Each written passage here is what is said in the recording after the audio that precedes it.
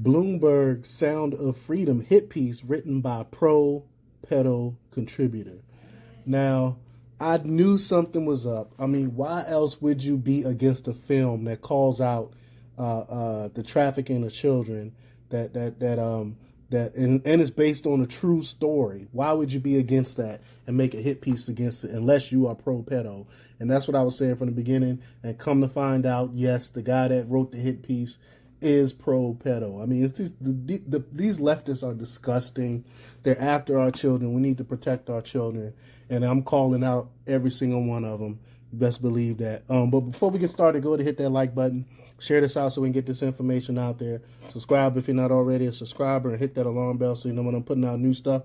Also, check out my link tree in the description. It has a link to my Patreon where I talk about things I can't talk about here. There's also a link to my Instagram and my merch store.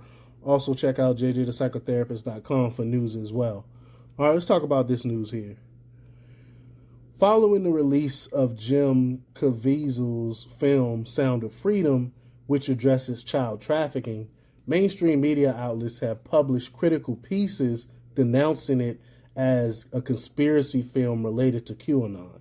Nothing to do with QAnon. I mean, this is, again, based on a true story, but it shows how disgusting these people really are.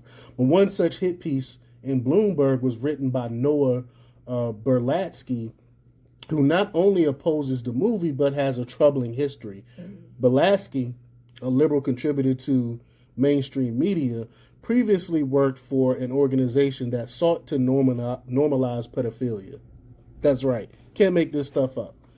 While Berlatsky criticized Sound of Freedom for perpetrating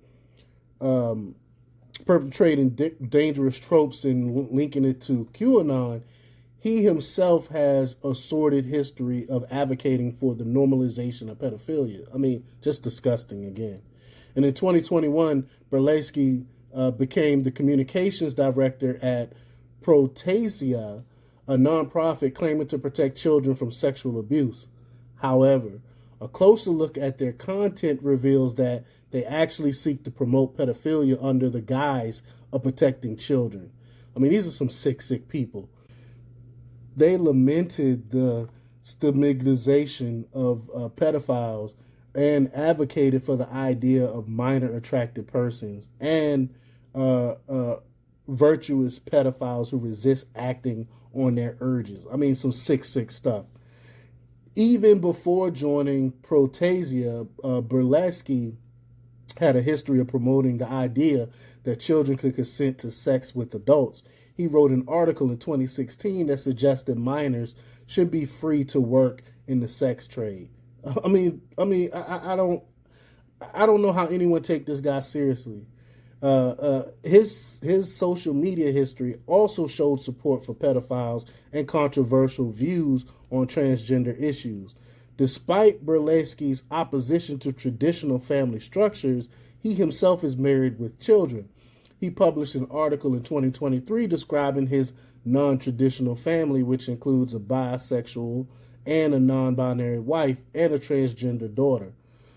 His radical ideology shapes his family narrative, presenting LGBTQ plus individuals as superior, not as wanting to be normalized or be treated like regular people, but they believe themselves to be superior.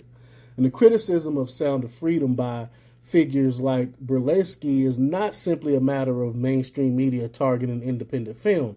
Instead, it appears to be a tactic used by advocates of normalizing pedophilia to undermine efforts to expose child trafficking.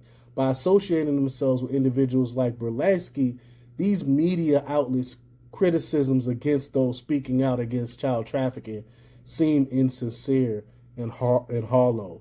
Again, these are some sick people. Share this stuff out there so we can blast and humiliate these disgusting people that's for pedophilia and attacking a film that brings light to the trafficking of children.